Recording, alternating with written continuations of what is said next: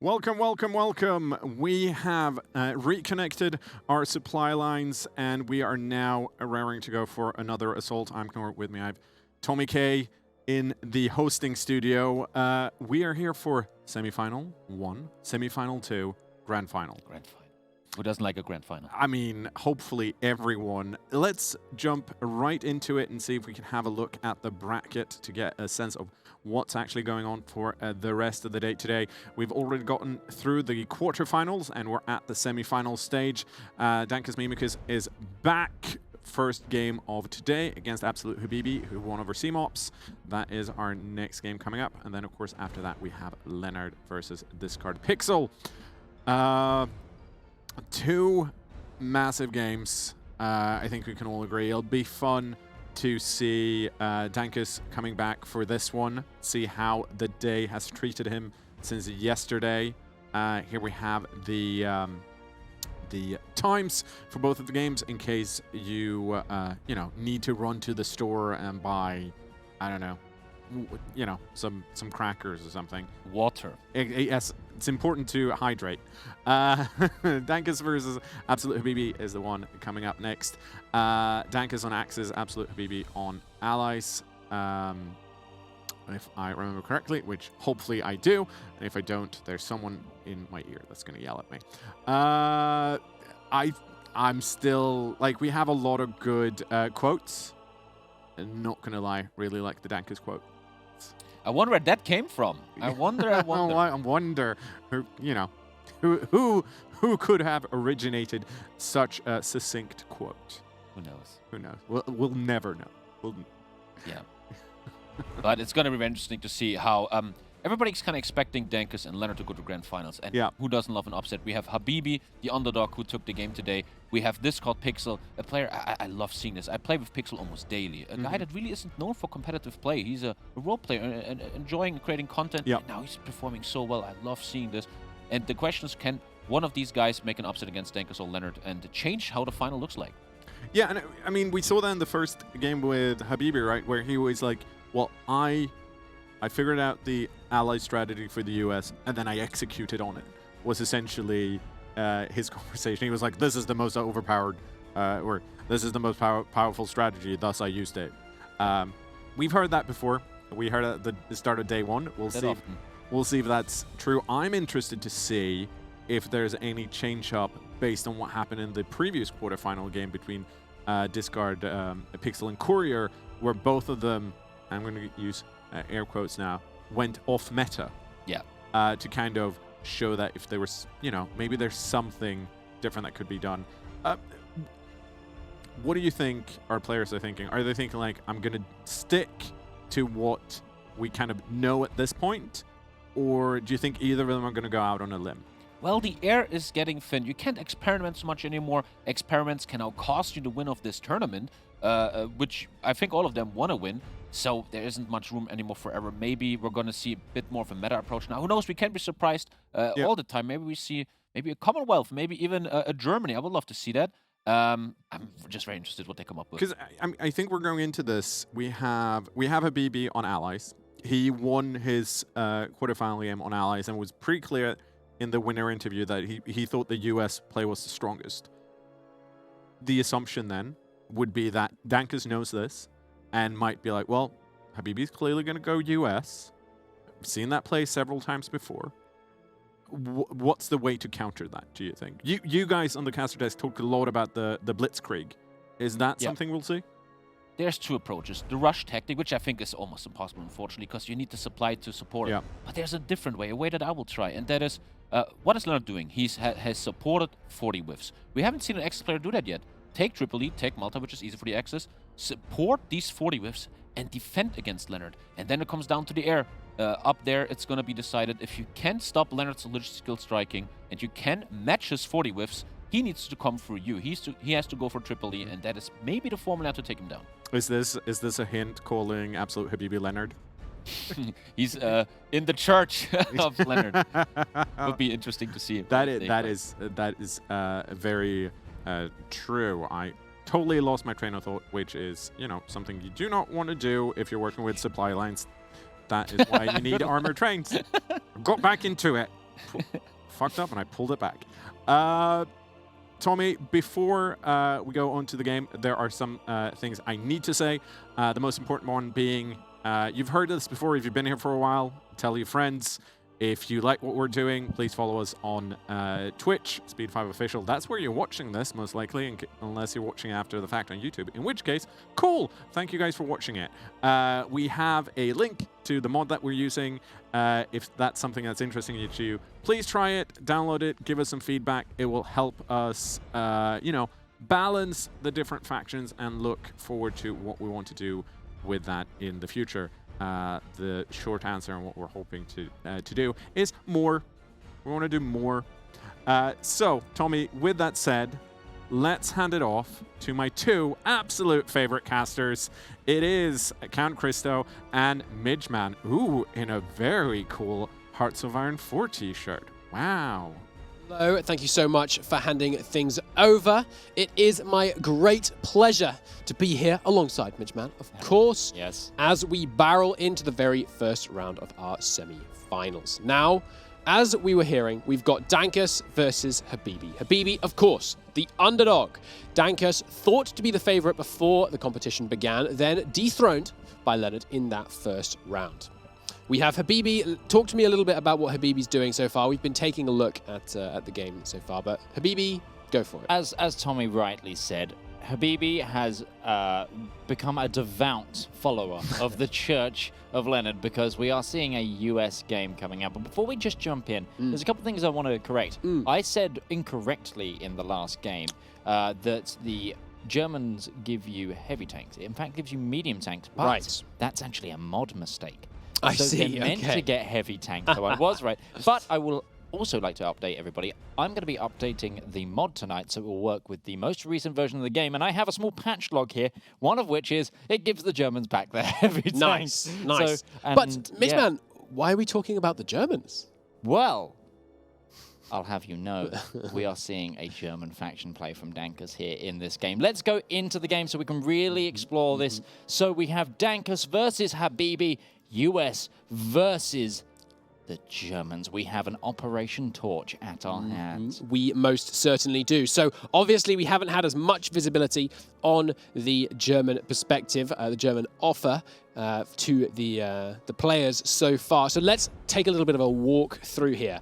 First off, you've got, of course, what you get to start with. We'll take a look at the German Navy once things spawn in here. Then, yes, the Panzer Elite giving you the standard mobile warfare doctrine bonuses as well as the army experience. And then, of course, the 20 submarines. Much like the Soviet play, they are going down that. And of course, yes, we have our armor division and our motorized division, but something that's notably absent, right? The planes you get here are just transport planes. Yes. There are no fighters spawned in here. But there is a research bonus for light aircraft. So there is. If this is played right, is there a possibility of getting fighter 3s? It's certainly possible, I think. I don't know whether there'd be time to build a significant number of them. I think... But quality has been shown to outdo quantity in this. You're not wrong. Right. You're not wrong. It's very plausible. I think... I mean... Yeah, we'll see.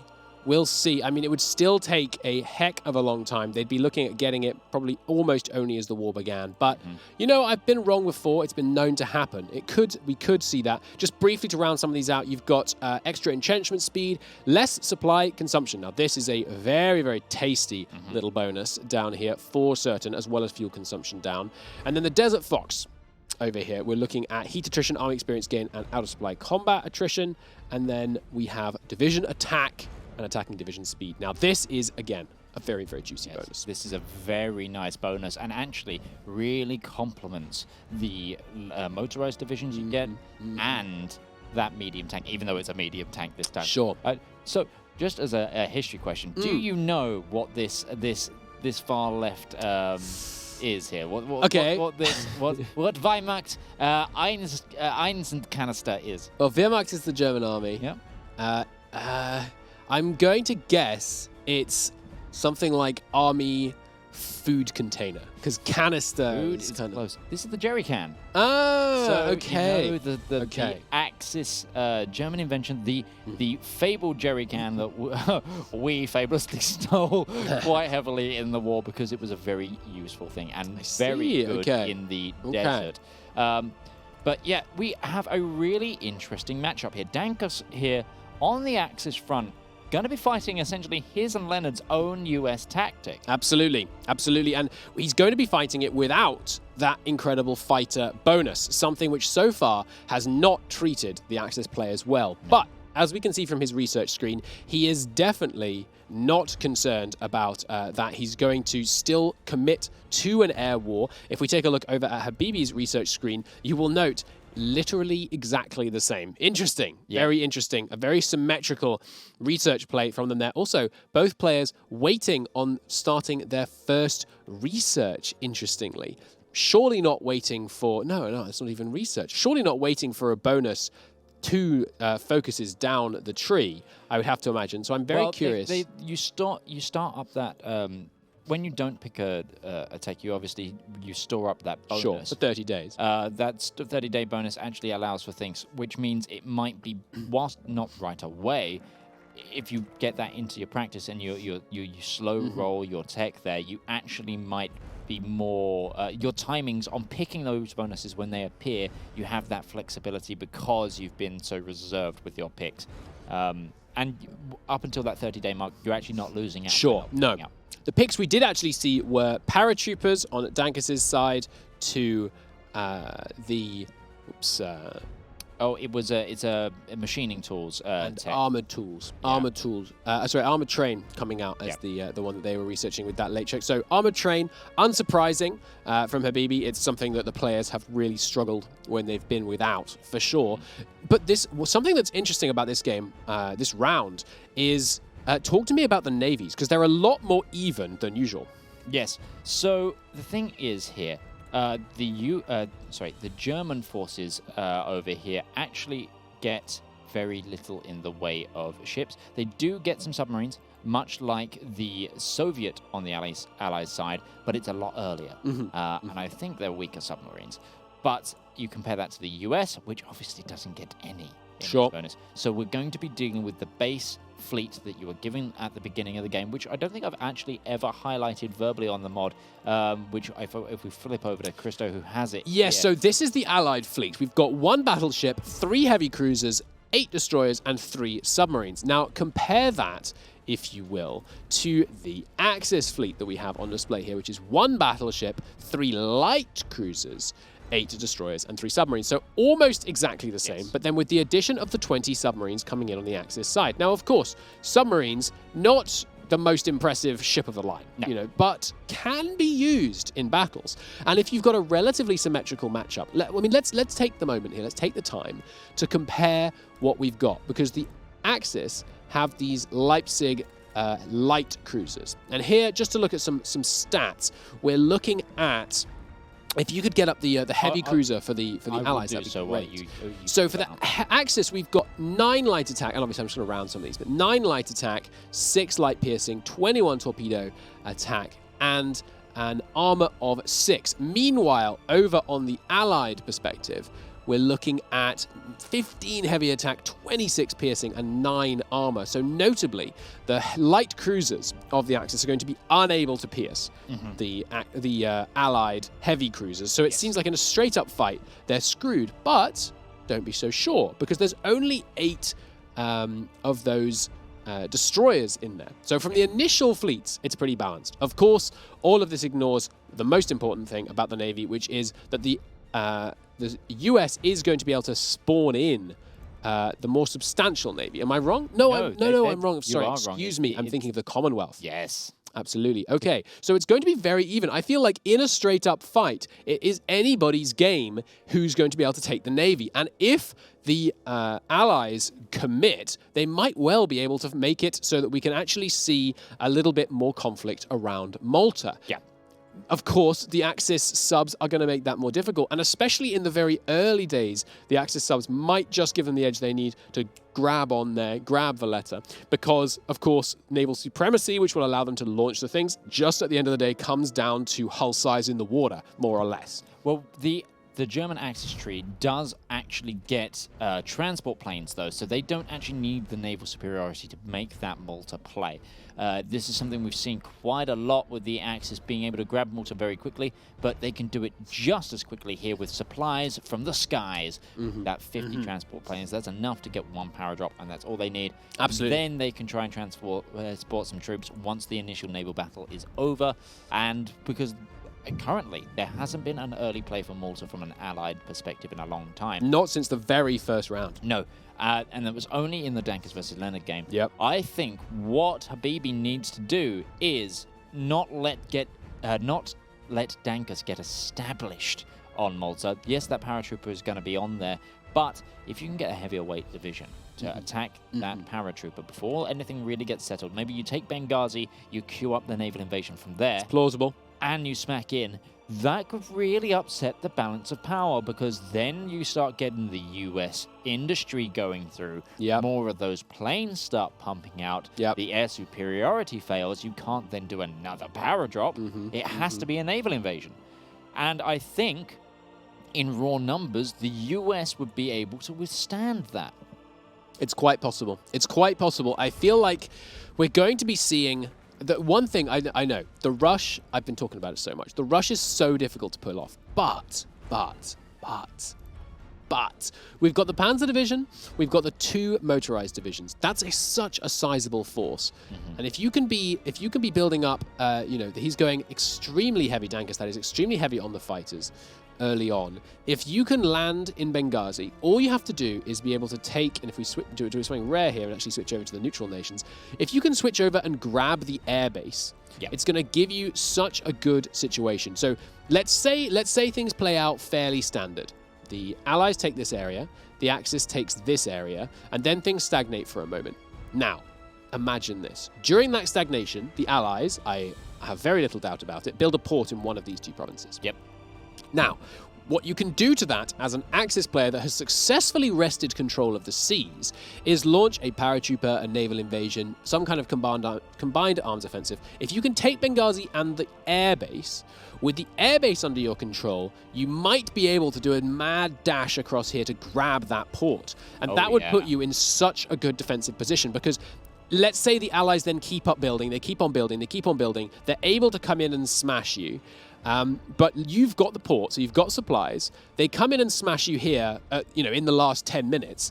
But can they get you all the way back to Tripoli in the last 10 minutes? If you can move, what we've seen from the Allied player is, and especially from the US, is exceptionally good ability to smash through in the final minutes. But if you can push the front line closer to the Axis, maybe through a naval invasion, or maybe just through, hopping along port, going through, you might be able to give yourself the time and that defensive depth that we saw in the last round. Yes. I will say, though, we are seeing something very unique here from Dankus, which is the first time that an Axis member has gone for a 40 width. Interesting. And it's quite the 40 width.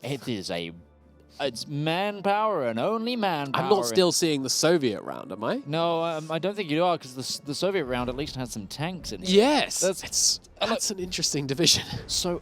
are we actually seeing this rush? Are we actually going to see for the Axis, like, sort of GG, go for the 3-pointer? It's possible. It's possible. I mean, that's the kind of division, obviously, that you can deploy very cheaply. If we compare, let me take a look at the divisions over on the other side of things. Over on there, we're seeing, nothing happening yet. So let's actually keep eyes on this big guy, because he's pretty cheap. I mean, he's pretty cheap. You can bang out quite a few of those. They're good blocking divisions. One thing this might suggest, he is planning to use the tank division. Because that's not a good attacking division. It's not great. No. So it's going to be mostly a blocking division. If he can have the tanks alongside to support that, then he might well try that. But if that were the case, you'd think you'd see some of it being built. He is still building artillery, less than some. One interesting question we're going to see this game is, does this side end up using... the train guns? That's what I'm curious about. Yeah, this is another staple tenant of the Church of Leonard is the railway gun, and I think we might see it eventually. Something I will point out, though, as you flick through, Dankus was researching paratroopers. Yes, so we are going to see. I think we are going to see a paratrooper drop on Malta, which is again becoming relatively staple. I would not be surprised. And that quick lightning reaction actually gives them an interesting point. Now, I saw this too. That's interesting. Yeah. Is this for vision so they can know when Benghazi is taken, or is this because they're setting up for this rush and they're trying to have that offshore bombardment from the battleship? To me, this is vision. Yeah. This over here, this is intent. Because I don't know why you wouldn't just put some of these subs over here.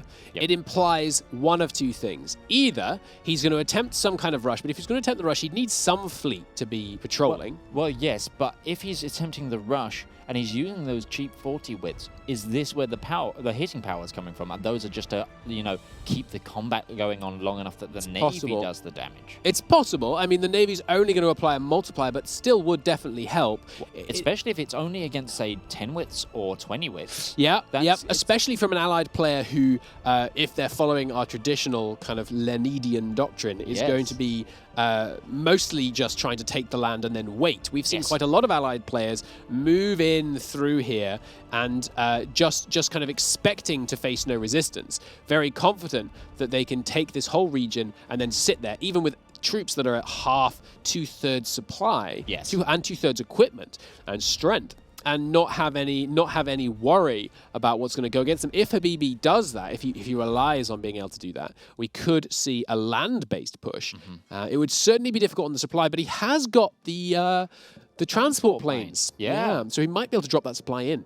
Yeah, which, especially if you grab Tripoli, grab that airbase, you've got Malta, you've got that airbase. There are the options to start flying that supply there. I think Dankus is going to try something here. I would love to see it. I think right now, what we have right now is Tommy upstairs watching this going, I wish I was casting this game.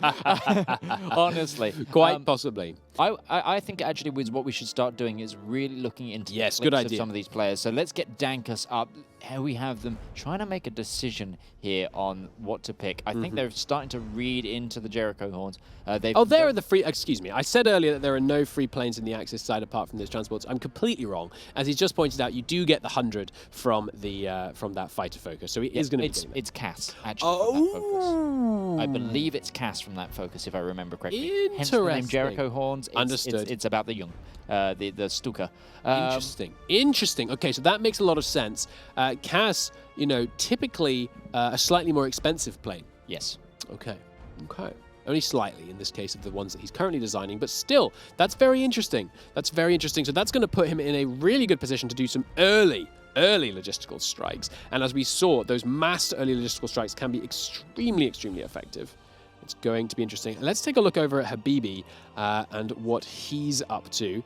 He's chilling. He's rocking out a little bit at the moment. Habibi's absolutely got a vibe going on today. Because again, this is still morning for him right now. We were surprised when we left the studio earlier, and it was pitch dark outside because that's what it's like in Scandinavia. But over on the west coast, best coast, we have a nice wrapped up warm Habibi, thinking about his eternal domination of this game. Because I've got to say, I think he's nervous. But he really refined the Church of Leonard strategy in that first game. And if Dankus doesn't play this right, if Dankus misplays like we saw Dankus do in the first game yesterday, very first game, Habibi could take this and we could have a Habibi-Leonard final. We could, well. And also, can you imagine how much of an upset this would be if Habibi ends up as allies in the final against Leonard, uses the Church of Leonard against Leonard to bring down Leonard? It would be amazing. He would become the god, and I would say we'd have to rename it to the Shrine of Habibi. It's quite possible. I mean, it's not out of the question by any stretch of imagination. But right now, what we're seeing, thank you, on the production lines is a very, very similar look. So we've got slightly heavier on the fighters from Dankus compared to Habibi for the fairly obvious reason that Dankus is going to get those free casts. But yeah, relatively consistent. What we are seeing is some Toad anti-tank coming in, which is interesting. Something that I've been thinking about quite a bit so far in this is that I really feel like the Toad anti-tank is not that necessary, simply because your opponent can't have that many tanks. They simply don't have time to build it up.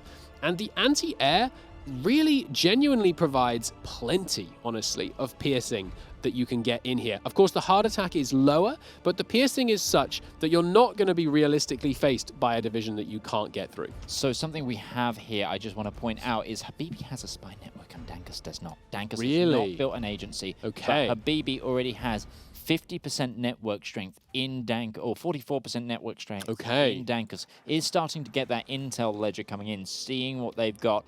It's still quite low on the army intel, but eventually that's going to creep up unless Dankus does something about it. Absolutely. With the army department in place and the passive defense, and partly Habibi was talking to us about what the Axis player needed to do to beat him. You know, he didn't hold back. As he was saying, the players being very sportsmanlike, very camaraderie being on display here. He was saying what you have to do as the Axis to beat this US build is get a big spy network right out of the gate so that you can crush the planning bonus. Yes, that planning bonus towards the end. And also, I would say you need to, at this point, especially if intelligence is starting to become the meta, we need to see what Leonard did, which is build that spy agency, and you need to build 1 point of defense at the very least, so you get that counter-espionage, that counter-intelligence, and the chance to actually cut the supply routes in their tracks in terms of where your agents are. Absolutely, which is exactly, of course, what we see Habibi doing here. He's got that passive defense in place, presumably expecting the play from Dankus going after his planning bonus, because the thing is, all else being equal, let's say they build up relatively equally,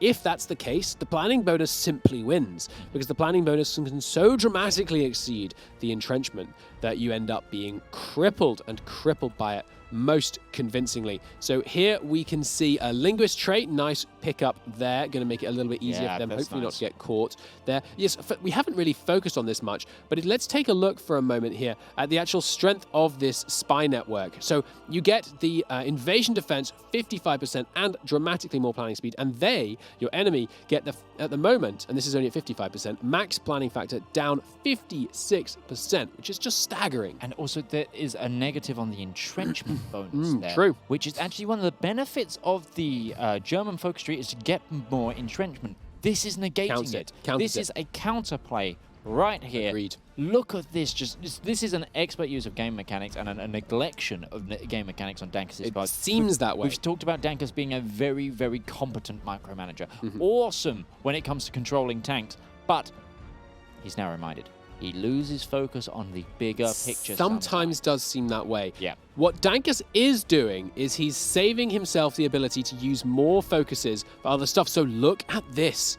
Look at this. He's got the arms industry done. He hasn't gone civilian. Instead, he's going straight for those planes. Once again, indicating a very possible rush build. Let's take a look from Dankus' perspective, see what he's thinking about. He's got that train line 40 built widths down already there. coming out as well. The 40s.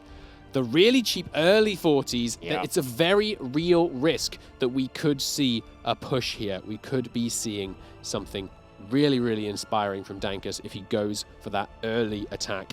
We are, of course, barreling towards war. Look at those. Paratrooper, no great surprise there. He's doing multiple attacks. I don't think the multiple paratrooper drop is actually something that works properly as much anymore. Oh, yes. I think that's something that it used to be something you could plan instantly. So you got instantaneous planning bonus on all of them. Oh, yes. I think that's actually been changed slightly, but obviously is still a good way to deploy them. What I like here as well is something that Dankus is doing. Those paratroopers are set as reserves, so is the 10 width now are set as reserves, so they'll be getting less of the equipment. Getting the focus where it needs to be. Whereas the equipment is going to those experted 40 widths. I think that's a beautiful little technical flair and like another little macro piece of gameplay. Every mechanic being pulled together to do what needs to be done here. And look at this. He's going so hard on infantry equipment. 9 factories. That's more than I've seen all day and all of yesterday. Really going hard on that, focusing where it is. 15 factories on fighters now. Let's run the comparison. 13 on fighters over on the allied nations, but 3 on infantry equipment. This is a really hard early play, pushing in towards that. Okay, now he's going industrial sector. Does diminish the odds of that immediate early push, because you'd think he'd be trying to grab the Panzer and light divisions here.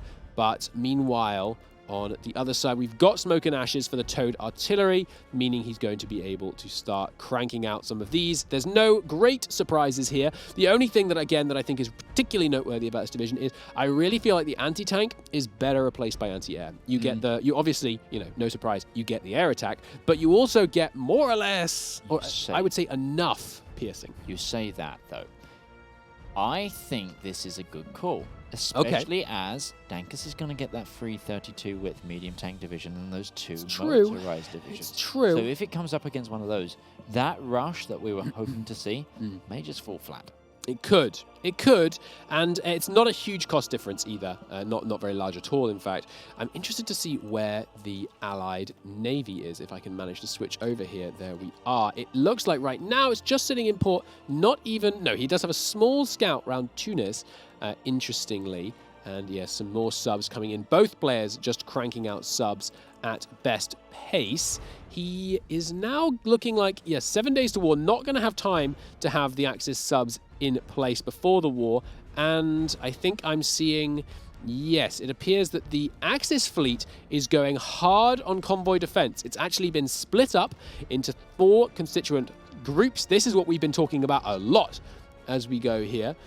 As we go forwards here, about the idea that a smaller, more disparate groups of fleets here is going to be much more effective. There is Valletta falling immediately as the units parachute in unopposed.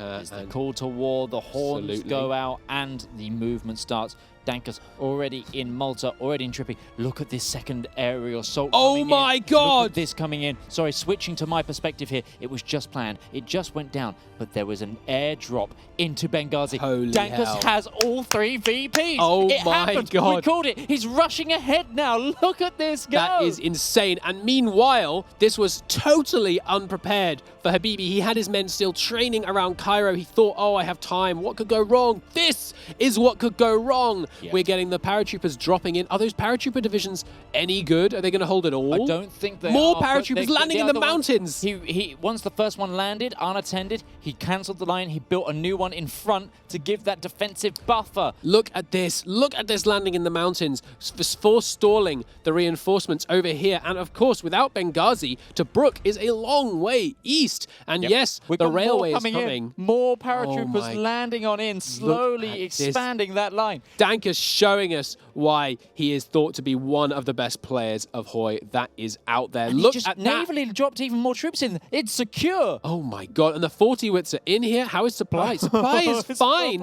He can't move far from Benghazi with this supply situation. But there's the railway. Look at that. He is not slowing down. Oh my goodness. That is quite the play. And look at how much better this defensive position is compared to over here. He's got the mountains. It does present a wider front, but if he pushes it a little bit further forward, it doesn't anymore. Yep. And it puts the Allies in such a difficult supply situation. Because even if they push all the way up to this front, right? Even if they put a port right here, this province is 3 away through big desert tiles. It's going to be really, really challenging for that. And this is why you can never rely on the meta. No. Everything can change. Not at all. And I said this in the exact same way of the last match. I said, okay, what we need to see to counter this US meta is we need to see the combat be taking place in Benghazi and not over Tripoli. This is what the Axis need to do. And did Dankus come calling? Yes, so he did. But I will say, Habibi is not out of the fight. If Dankus doesn't get these divisions changed, if they stay at these 10 widths, if this is actually a little bit of an overreach and investment, and the US industrial complex comes a rocking and a rolling. It does, but there's a problem for Habibi, which is critical in the air. If we take a look at his fighters, look at this range. He doesn't have the range to fight on Tripoli. He can't cast Tripoli, and he's going to have truly atrocious amounts of air efficiency there. So instead, he's having to turn some of that arsenal of democracy towards building new air bases. But even an air base here is going to really struggle to get sufficient range on Tripoli. So that is a masterstroke, absolute masterstroke by Dankus, which is capturing that air base and putting Habibi in a real back foot on the air war. Now, at sea, things are continuing relatively calmly. We've got some convoy raiding from both sides. It'll be interesting to see whether a massed fleet from Habibi can go out and capitalize on the fact that Dankus has split up his fleet so much, if indeed he notices that. I'm sure his eyes are fairly focused on Tobruk right now. Oh my god, I've realized something else! Look at this. So we have, right now, 100 support planes from the Axis right now, absolutely pummeling and destroying all of the infrastructure here.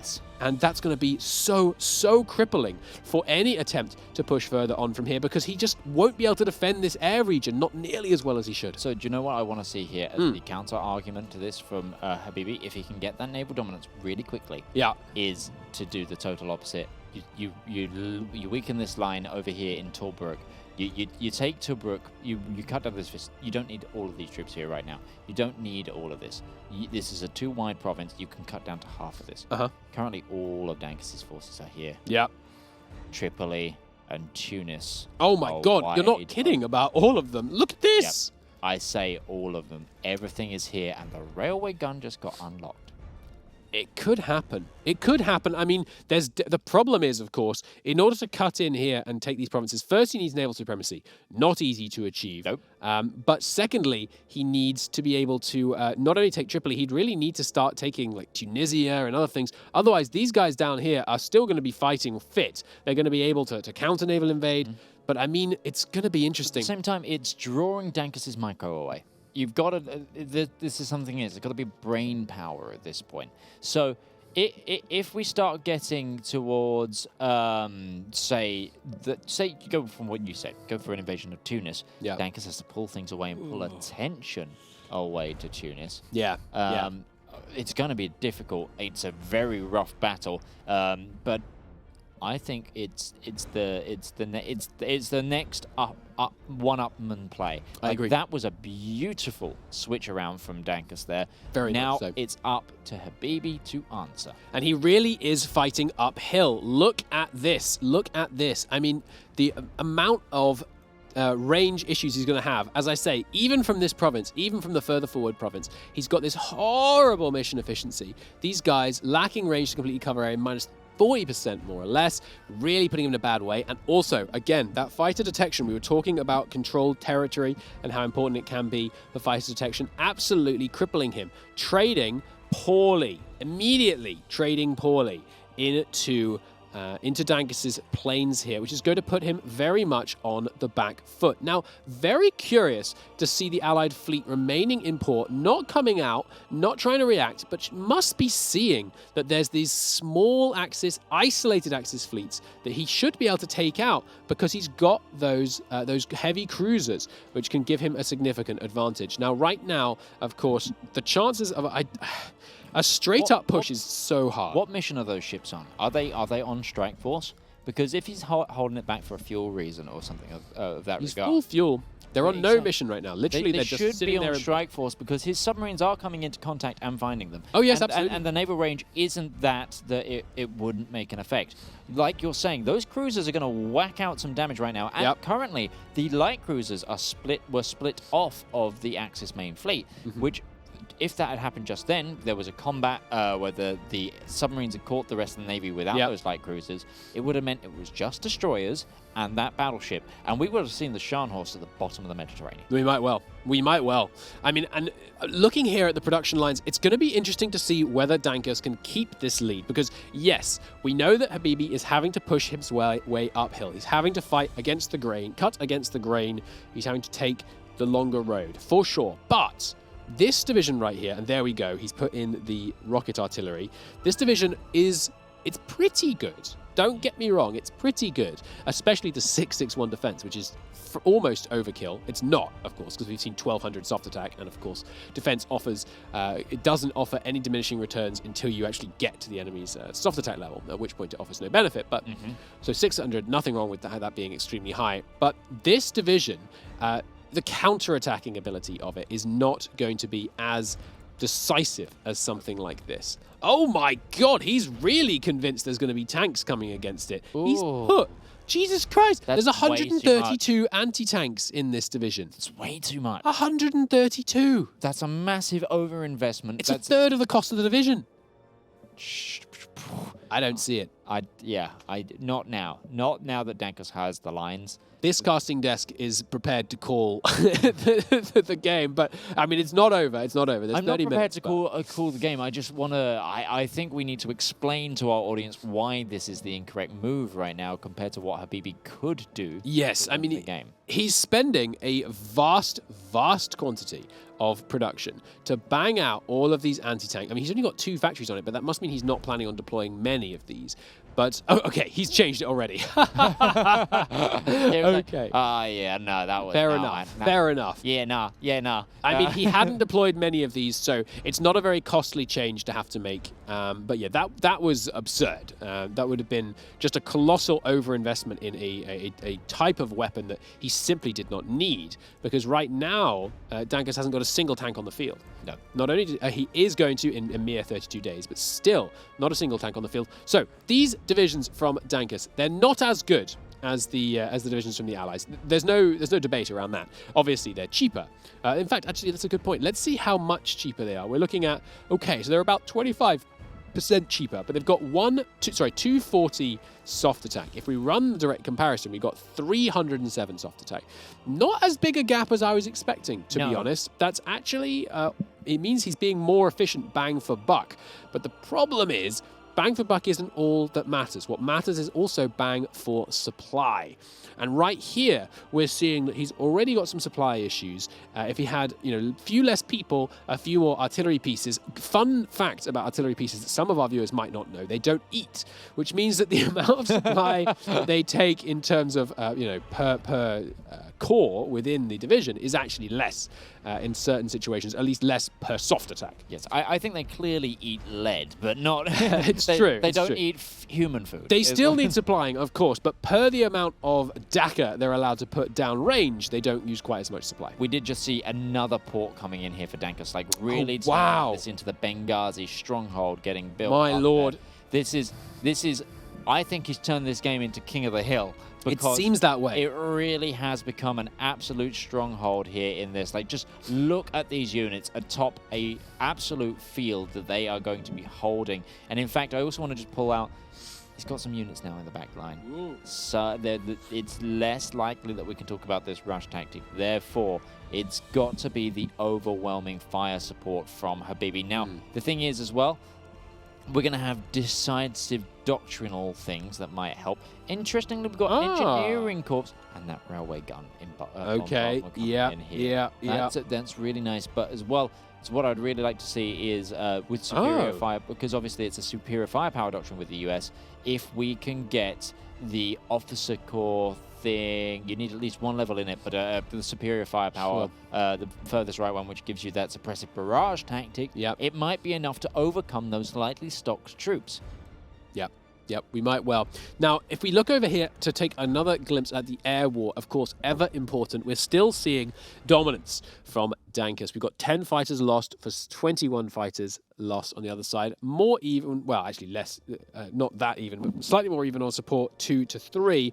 But yes, not seeing a huge amount of logistical strike damage at the moment. A little bit of enemies bombed, but holding that green honestly, air very I think that's due to range. I think that what's happening here is because Habibi is so far out of the air zone, it's actually not making as much of an impact as you would see if he was surrounding Benghazi. I think that the missions are like, we're starting to hit the max range of various craft, especially at this period of the game. It will come into fruition, I think, a little bit more later. I don't know what Habibi's thinking. Habibi's got to be scratching their brain Absolutely. right now. Let's take a look at Habibi's perspective. Yeah, it's probably just... Nope, he's still nice and cozy. But look at this. It's really, really telling that he's like, okay, I need to make sure that this defensive line here is super secure, just in case that there is going to be a GG push coming. Absolutely. Because that's got to be... This is part of the mind games of what happens when you grab 3 VPs. When you have such a secure lead, the other player is now not just scrambling for the fact that, oh God, I've got to get 3 VPs, but they're going, oh God, I might get knocked out of this tournament Absolutely. in a capitulation victory. How embarrassing. Indeed. I mean, it's not good for a long-term build like the Allies want to do if you're getting pushed this hard this early. And we did, of course, see that tank arrive on the front line, validating some of Habibi's anti-tank production for sure, and meaning that they're going to have more trouble pushing through, because that tank division does have, as we can see here, 41 armor. And if we take a look at Habibi's armor piercing on his main good divisions, it's down at only 29. So he might actually want to add back in some of that land anti-tank, and back and forth the pendulum swings. Yes. Where it lands, nobody knows. I mean, I don't hate that it removed it. It doesn't completely pierce, but it is only one division. And to change every template of that army, of those heavier tanks, that to do that, to make that swing, I don't think it's worth the factories. I don't think it's worth the industry investment. He's already behind by being on such a back foot here. I think he's got to, even though he's got that turtle build, I think he's got to use that investment wisely. I'm very curious to see whether there's going to be a push attempt. I think the thing about a push from Dankus here is that he doesn't have that much reason to do it. By pushing, he places himself in a worse supply position. Oh, absolutely. He has a dominant air position. The only thing that could be good is if there were to be an airbase built in Derna. Right now, we're seeing some of the reasons why that might be a bad idea. It's obviously could get damaged, and we could have things cutting in here on the, actually destroying parts of the airbase. Harder to do, of course. Well, now it's over here in the on this side, but I mean, we'll see. Oh, okay, here is a push, a successful one. Probably just pushing this division back from the front. Yeah, just inflicting a couple of casualties. You know, he took out a little bit of stuff there. Not too substantial, of course, but yeah, and enemy aeroplanes. He's got the CAS advantage just so decisively here at the moment, but the numbers are rapidly increasing on the Allied side. That's important to note. We're up to 400 planes to 300 now, but the thing is 400 at 98% efficiency versus... Oh no, sorry, I read this backwards anyway. The numbers are still in Dankus' favor. Yes, we do have the spawning, however, of the first armored division from the US tree here, which is, I think it's almost a counter, well, a direct complement to the tank division we're seeing with Dankus. So if this unit plus a 40 width from Habibi went up against Dankus's 40 width and his tank, I think Habibi would come out on top. He might well. There is the hills terrain, which obviously isn't favorable for tanks, but if there's an advance and the position is weaker, I think we could see something there that it's not out of the realm of possibility. No, I agree. And this is a more determined offensive, probably just pushing the enemy back, yes. Of course, remembering that the troops from Habibi can only gain that ever-important planning bonus if they are actually on the front line. Yes, that's very true. And so by denying them the right to actually even be at the front line, Dankus is masterfully preventing one of the main advantages of this US build. And he's doing it so well. Of course, by attacking, he does sacrifice his entrenchment, at least for a short period. He does have the bonus to gaining it back nice and fast, but I think it's a very good strategy. He's repeatedly pushing him back here, meaning that he's not able to advance. Oh, and this time it appears it is not a temporary thing. I wonder if this is a misclick or if this is actually a thing. He's actually just trying to shorten that front line, or in fact elongate it now that there's... I have a guess, actually. I have a guess. I bet it's because Dankus saw that this is where the rail was built to, and so assumed this was the province the port was being built in. But that's actually not true,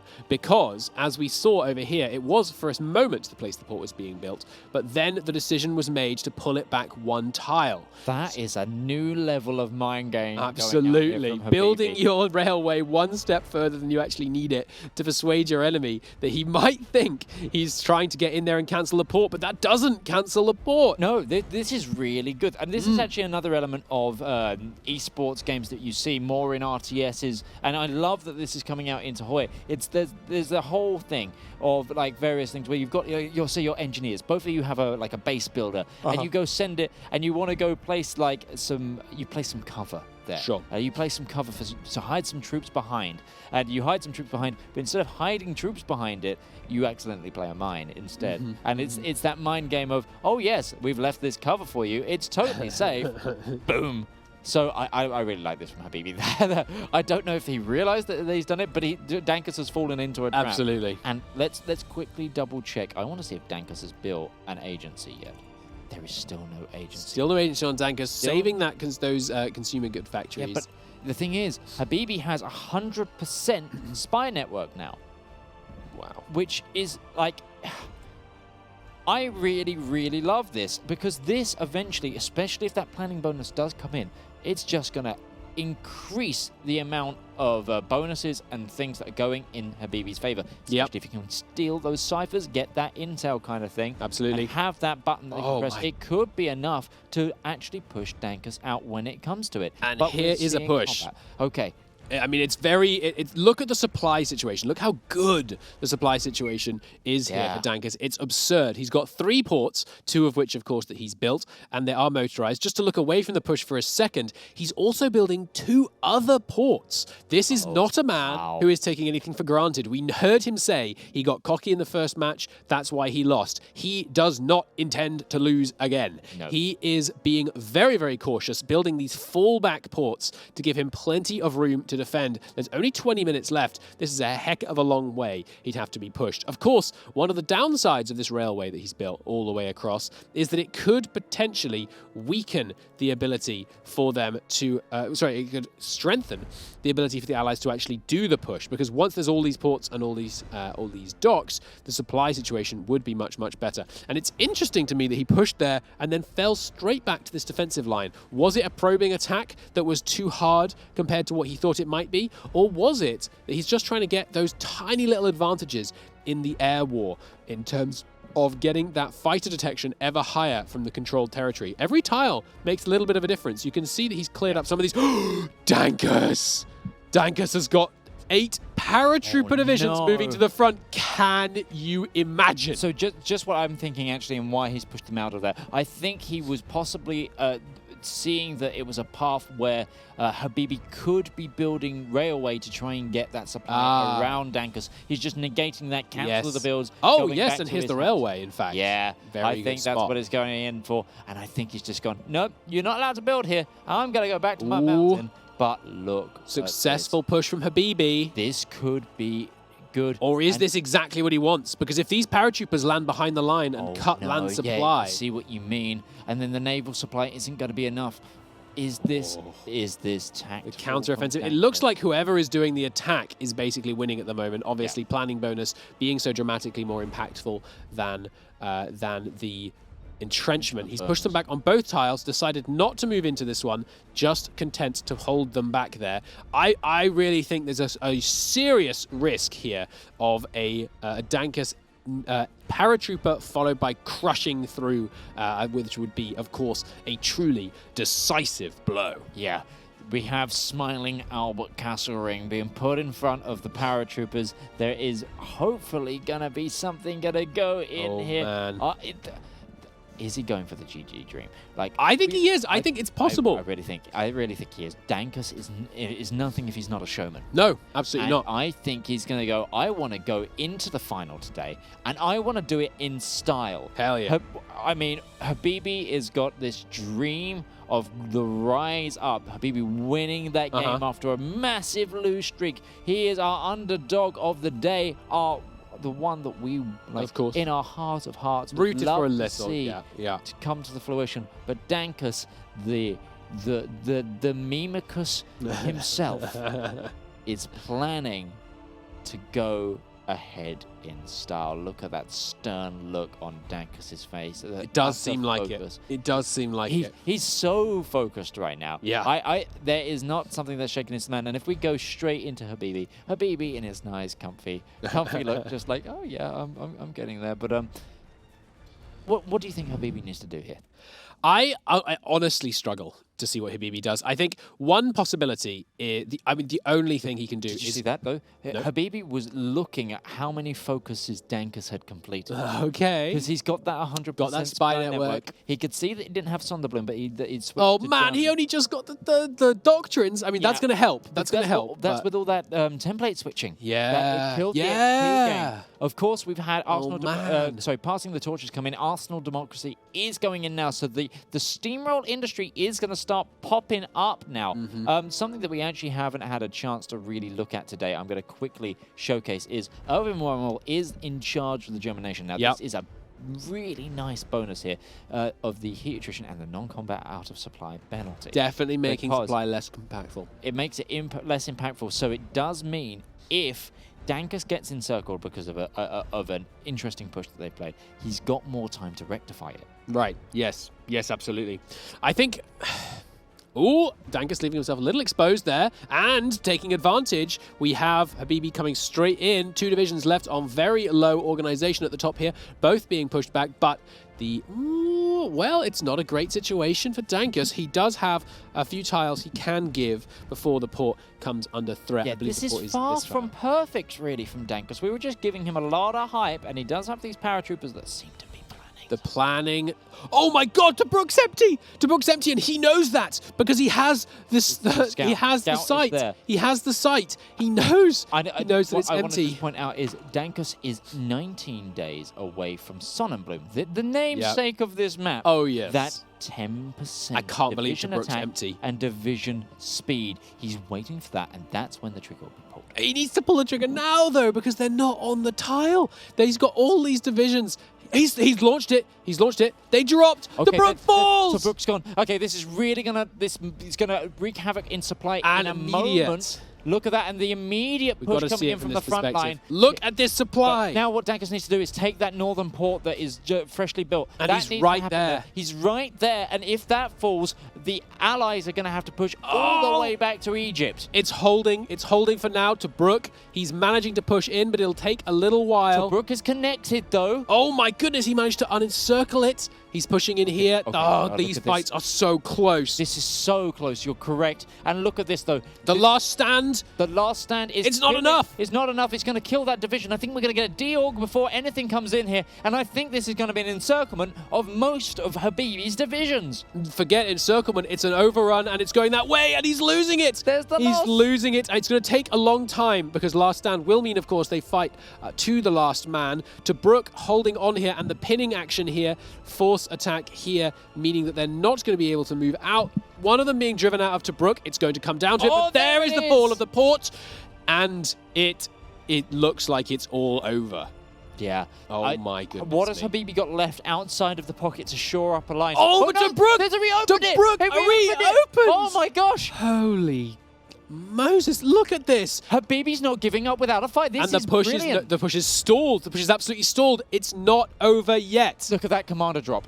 There is the so organizer gives you the supply drop command power usage. I can't remember. Yes, dropped on Habibi there to make sure that his troops stayed barely holding and didn't lose that supply drop after losing that port. That was a beautiful use of that mechanic. Freaking close. And he's got this naval bombardment helping him out here, meaning that he's just winning these. In fact, look at the casualties that have been taken here. Some of Dankus's troops looking seriously under strength. What a hold from Habibi. Whether or not he comes through to win this match, this is something he can be proud of. He was hit with an absolutely outrageous play, and he stood up, he stood tall, he last standed, and he held his ground. Yeah, something I want to point out now in terms of focuses is Dankus is going for the blocking force now. He's starting to get that entrenchment, but this isn't the one I think he needs to look at. It is the following one. It is that supply consumption, which means we'll have less of those issues when he tries to make that move up. Quite possibly. And we are also seeing Dankus falling back to pretty much the original defensive line, but he is endeavoring to hold the northern port. Now that leaves a very encirclable, new word for you, encirclable province here, because he's only one tile away from having it encircled, obviously assuming this line is reached, at which point it comes under threat. But the problem for Habibi is that Tobruk is just so far east. He's going to have to push men so far in here in order to be able to do this, but that is... I mean, that was a crazy advance. Mad respect for Dankus for giving it a go. But you know what happened? Oh my goodness. It was a great advance, but I actually think it was only didn't succeed because of a misplay. Yeah. He had 9 paratroopers. He sent 2 in, and they almost held long enough. Yeah. Where were the other 7? Yeah, so I think those the other 7 tried to directly land on another point, and then he cancelled that order when he saw the troops because he didn't have the vision on those extra troops around Tobruk from the Navy. But when the troops landed, he was like, oh, no, they're there. Yes. They're actually there. I can't send these troops because it would have just wiped them out. I think this is a better save. He's gone back. He's got the time. He doesn't have to push this. He's gone back to his little mountain. Let's go, okay, okay, I tried. Let's try. I tried. Oh, he's not over yet. Yeah. No, don't count Dankus out Of course not. yet. This is just a momentary pause.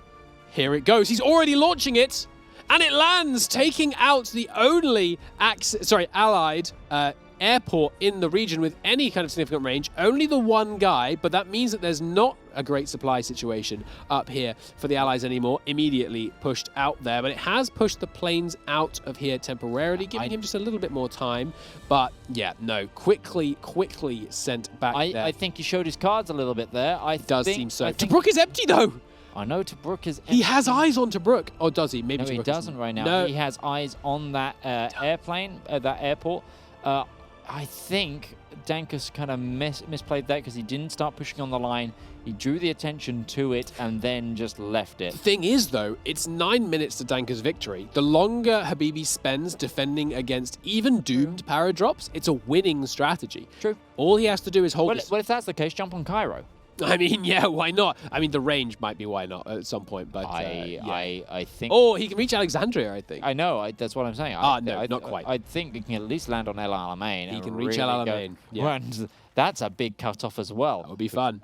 But it's one of those things of, I think they just need to pepper spray at this point. Look what we have here. Railway gun arriving at the front finally, quite a bit later than in some previous games, might be the difference maker that Habibi needs. Another paradrop attempt being put down here, going to cut that rail line. It's going to be using just one. I love the 3D arrows that paradrop. Oh, they're by the so way. really, They're really nice. They are really nice. And one thing I would also like to say with this game mode, I think is what Dankus is really doing here is he's testing for Leonard. Oh! Because if he gets access on the coin flip, he's going to have to fight a US build, most likely. Like a 60% chance, unless Leonard's really been cooking something up. He has had all day to prep. So there is that. But that is that full power drop you would ask for. It is, absolutely. So he's got every one of his remaining 6 where are the other divisions in. troops? Why is the other troops not moving right now? I mean, it could be just a time play. He could be waiting for the supply grace. That's very plausible. He could be waiting for the supply grace period to run out, meaning that he'd be able to actually get the penalties. Because, of course, these guys won't start suffering for a while. Problem is, they've got Tobruk fully motorized. It's going to take a while before that supply problems start to hurt them. Yep. And also, the thing is as well, Habibi actually just moved up a province there. So you can tell that Habibi's attention hasn't been drawn away enough from Dankus' chance to push. And we've already lost a paratrooper here. Yeah, we're just down one to going 5. down, but the 4 remaining are not in the fight. They'll be thrown into this next one. There's another one gone, so we're down. There we go. Yeah, it's... Dankus has kind of just thrown these away. I feel like these could have been a bit more well used, unless... Oh, but there's the attack. There's the attack going in, but I think this is too late. Oh, okay. This fight's going to last a long time, though, because there's the last stand. He's buying himself a lot of time, and here comes continued attacks. It doesn't seem as concerted. You know, we're not seeing a full frontal assault, as always my favorite Hoi-themed band. We're not seeing the full frontal assault across here. It seems to me like this is a time play. I mean, if these guys do indeed hold for the next 20 days, I mean, they won't, because last stand only lasts 7 days, but if they hold for another 7 days, every moment they hold is another little tick-tock of the clock towards putting Dankus in the finals. Yeah, and here we have an assault coming in from Dankus, just keeping that push away. I think Dankus was like gonna try for that GG, and I think what this paratrooper drop is, this is the tell that he's like given up on that dream. He's just gonna secure the victory. It seems like it. It really does. I feel just like, oh, okay, I tried. But no one can say he didn't try. Oh, no one can say he didn't try, and I know chat were probably along with us for that ride. I'm still feeling the heart palpitations from it myself. But like you said, what is this force attack coming in from Habibi? I mean, it's going to be interesting. He's just making sure he can try and close in on those paratroopers. I think we're starting to see, oh, yes, okay, the supply shortage has become critical for Habibi here. Now, has managed to secure it there, though. Got to imagine that's going to allow things to correct. But there's still, it's going to take a while for those supplies to arrive. Yeah. So not necessarily going to be too decisive. I mean, yeah, the force attack seems like a little bit excessive. there. I don't see a way that he breaks through this line, though. It's looking very, very nice. In fact, was that... I missed who built these. There are 3 forts here. Were they constructed by Habibi or by Dankus? I think they were Dankus. I didn't see them beforehand. I could be wrong. Chat will probably let us know. Chat in might the well post. remember, yeah. But it's one of those games, like or the comment section on YouTube. They might be letting us know right now. I really like this game. I really like that Dankus pushed out the way he did and showed us something completely different. Here we have his. Look at that chiseled Swedish jaw, just holding a focus on this game. Because this is his drawing run for Leonard. Because it is. The thing is, though, I want to know now, what does Dankus do? What do you think Dankus does if Dankus lands allies on the coin flip? Does he go for the US tactic, the tried and true, and the way he's been winning? Probably. As he gives us a little bit of a dance. I think probably. I think so far what we're seeing is there's a real strength to this German Axis play. The existence of those that massive CAS influx that you get, and there is his supply bonus, really looking comprehensive. And yeah, the grid at the supply focus, I'm not surprised. It was a very, very nice grab. There is yet more attempts at getting some of those paratroopers in. He's going, no, okay, let's one final go. That's what the task was, oh my god, I didn't even notice. Look at that paratrooper division. Jesus. Oh my god, it's a beefy para boy. 40 width paratrooper division. You heard what happened to the Fallschirmjägers that landed on like Cyprus and Malta. Yes, yes, it's true. I don't reckon that's a good time looking for them right now. No, but again, every time he does one of these paratroop drops, he wins himself a little bit of time, a little bit more space, a little bit more air, and a little bit closer to the finals. Yeah, let's take a look at Habibi as he makes these final desperate attempts to shake up his initiative here. I think he's just, like we said, he realized now that the pressure is on also to not go out of the semi-finals here in a capitulation victory. I agree. I really think that this is now, I need to hold this for my pride. It's been a really well-fought battle, though. Habibi coming into this competition today as our lowest seed, winning their first game, and then giving a pretty solid fight throughout this, even though Dankus has come hard into this battle. Yep. Those troops getting pushed away from that tile. Dankus has really identified a really defendable position here around Benghazi. He certainly has. Went on the offensive. The ability to... Sorry, go ahead. No, he knows that he doesn't have to push anymore without securing the victory. And this is just giving him that room to just keep weakening Habibi every time that Habibi attempts. I mean, Habibi might get a win here and there, pushing back to those hills, but, you know... Run to the Hills is a great song, and I think that would be a great cover for our favorite Hearts of Iron band, because right now Dankus has got this locked in. It certainly seems that way, and his ability to push them back from the front, just denying that planning bonus, it's very nice. Yeah, absolutely. I'm going to quickly just go back to my observer here, just to have a look at the other aspects of this war. Completely green air. Yeah. And look at the plane disparity as well. Huge disparity. That Arsenal of Democracy really hasn't even needed to kick in because, my gosh, has Dankus pulled out. Now, one thing I really want to check is in these airframe designs. Do we have the cheaper airframes coming in?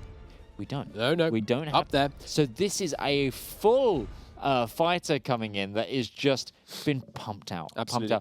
Dankus is on army training right now. And we are seeing Dankus using the oft-touted by Tommy set of machine guns. Meanwhile, over on the other side, we're seeing the really quite different, only 4 heavy machine guns plus the 2 cannons over here. A very different prospect to what we're seeing. And look at how it's paid off for Dankus. Our fighters lost 217, enemy fighters lost a mere 76. I mean, that is really, really quite something. These numbers not keeping parity with each other. And we saw, especially early in the war, especially later in the war, Dankus' fighters just really, really proving their worth. Although he was just pushed back a tile. Let's keep our eyes focused on here. But, I mean, he doesn't need to push in that far, does he? The supply situation is just so under control. Look at this blue. Look at this blue. And then we switch over. And, yeah, all the front looking way more yellow on this side. Really not where you want it to be. He knows that he's only got 1 minute left on the clock before Dankus has secured his place in the final of the first ever Commanders in Conflict, and it's got to be feeling good. Oh, but he's losing that fight. It could all still, I mean, we've got 60 seconds, so maybe it can't, but it, you know, he could still be pushed back a few steps. He's holding there. I mean, he could last stand his way to the end of the game. Yeah, there is attacks along the line. I think, again, it's a really, really good show of force from Dankus with that really lightning war at the decisive beginning. And the thing is, it's also good map identification. Oh, yes. This is the thing about this map is RVPs aren't easy to take, especially when they've been entrenched. Once they've been held, it is really, really hard to get. It's a lot of brain power. It's a lot of mental agility to even comprehend how you escape. How do I break this egg? Because Benghazi has these hills around it. Tobruk has these hills around it. And there is that another parachute in the last 5 seconds of the game, and that is time, and that is victory for Dankus. Wow. Look at that. I mean, just an outrageously good display there. Fantastic. Fantastic. Really doing fantastic work there, Dankus. So, a new innovation. The meta has changed. Jump to Malta, jump to Benghazi. I said I wanted a naval invasion of Benghazi.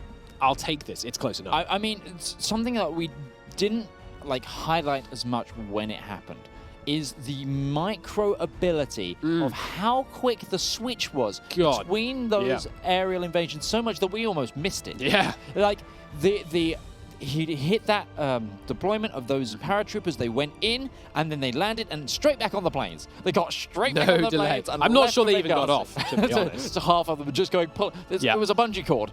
And it's worth noting, down, put the flag in, jump all the way back up to the plane, gone to the next site. And it was just such a wonderful bit of just absolute game dexterity. Absolutely. Like the actual skill to be able to quickly do that so fast that the enemy just didn't have any idea what was going on. Yeah, absolutely. Could we just, I know we're past the game, if we could just pop back to my perspective for a moment, if that's possible, because Dankus has just managed to encircle a bunch of his divisions. He's made a breakthrough. It's obviously after the end of the game, it doesn't count, but I just want to briefly do that. Yeah, we can come back to us, but I just thought that was worth showing that even after the game is over, that doesn't stop Dankus. He's still para-dropping. So the final thing before we throw this back to this cast. Yesterday started, the Axis are too strong.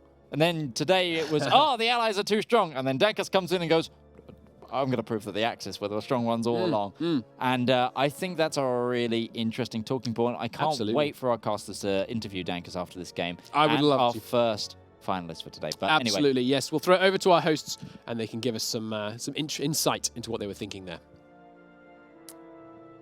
Tommy, initial reactions. I'm getting a bit emotional about this. I love this game for 5 years. A beautiful game that often maybe is in the shadow of bigger games. And you look at this tournament and the diversity in tactics. Something happened that no one predicted. An Axis pick, the paradrop, beautiful moves by Dankus. As a fan of Hoi 4, I am loving to watch this. I was sitting upstairs with you on the couch and I couldn't look away. No. Beautiful. And we didn't even watch the football game because no, this was much better. The thing I found interesting was kind of the thing we talked about before the game started. Like, Dankus coming into this, realizing that, okay, I'm playing Axis. This is probably what Habibi is going to do. What's my game plan? And then clearly came in, had a counter game plan, pushed that hard, and as pointed out by Minchman and Christo, executing it really well. Very, very well. It takes a lot of willpower and micro to do that paradox so quickly, as you said, with the bungee jump, a beautiful NLG, and just well done. And you saw that Habibi, I felt like was a bit in the ropes. Yeah.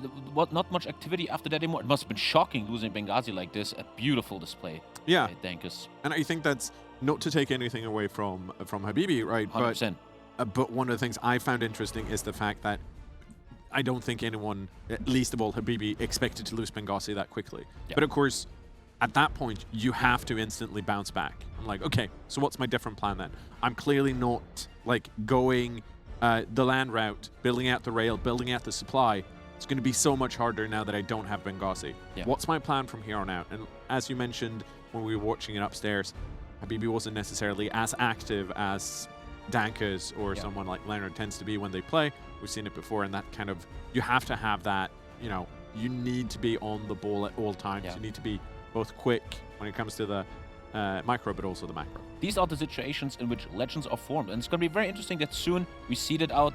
Only the legends are left in the grand final. We're going to figure out soon who Dankus is going to face, and it's going to be so interesting to see two players on the same level being active and just triggering each other's micro. Gonna be amazing. Yeah, and we actually have Dankus with us now for the winner interview. So let's see that face. Look, he's so happy. Yes. How are you feeling after that? I'm feeling good, thank you. I mean, it was practice. It was practice from what I've done in practice, right? It was prep. So yeah.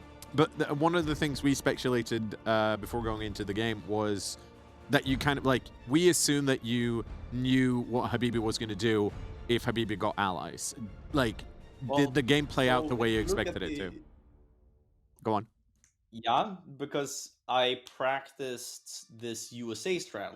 Once I did this USA strat, everybody else started doing this USA strat. And everybody who did the USA strat won so far except against me. So I need a counter, right? I don't come in and show everybody a good plan without having a counter. So obviously I also prepped a counter, which is early getting Benghazi, because this USA strat is very time limited. If the enemy does something against you that you have to react to, if you can't put all your IC into the railway and ports in Africa, so you can actually make your supply to Benghazi, Tripoli. If you don't get enough time for that, then you just don't have time to win. So my strat wasn't initially to actually hold him in Benghazi, but it worked.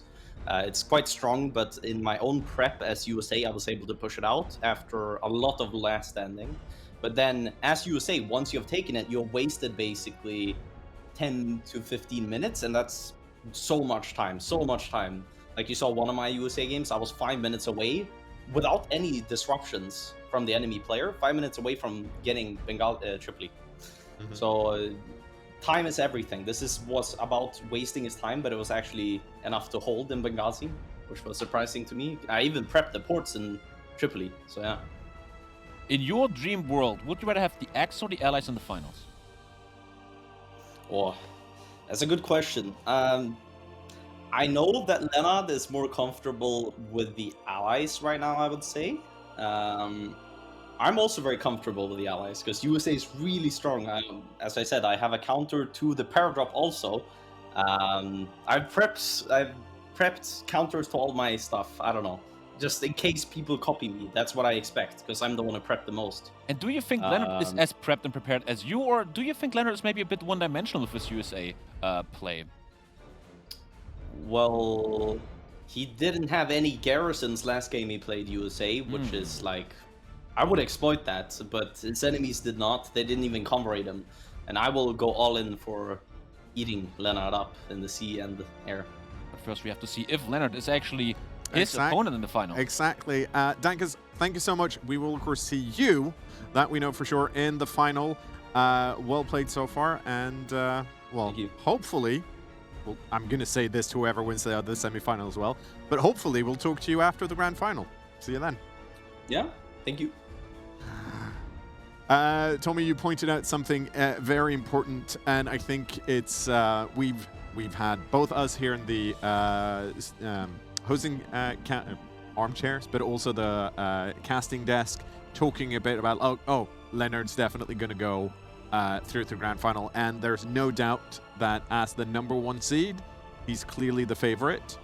But we've seen upsets before, especially in this tournament. Exactly, and predictability versus unpredictability, counters to counters to counters. I don't think there's a doubt that, Discard Pixel, although a lower seed, I think he still has the possibility of causing an upset in the second semi-final. But of course, before the second semi-final can begin, we can have a quick look at the bracket just to remind ourselves of what we have left. Dankus Memecus already in the grand final. Next up is Leonard versus Discard Pixel, and whoever wins that game, of course, goes to the grand final. The one thing we have left before we go to the break, the coin toss. Oh. So as you can see, we have a fancy coin from our Crusader Kings 3 set. There's a dragon on one side. That's what we're calling the heads. Ah. There's dragon. there's scales on the other side, which we're calling the tails. Let's put Leonard on the head side, and we'll put discard pixel on the tail side. And whatever flips up, those are that player is playing the axis. Let's do it. What's the biggest thing you ever lost in a coin toss? A little movie homage here. And oh yeah, well it's on your shirt. So, oh, that's doesn't count. No, that counts. Okay. We're being yeah, professionals here. And I caught it. Hey. Yes. And it is. That's tails. Tails. So scale. So that means discard pixel is playing the axis. Yeah. Leonard in his favorite position of probably the US. Would be such an upset to see Leonard do something else. But the question now is, will Pixel have what it takes to take down Leonard's strong US build? Yeah. And we will know that when we're back after the break. See you then.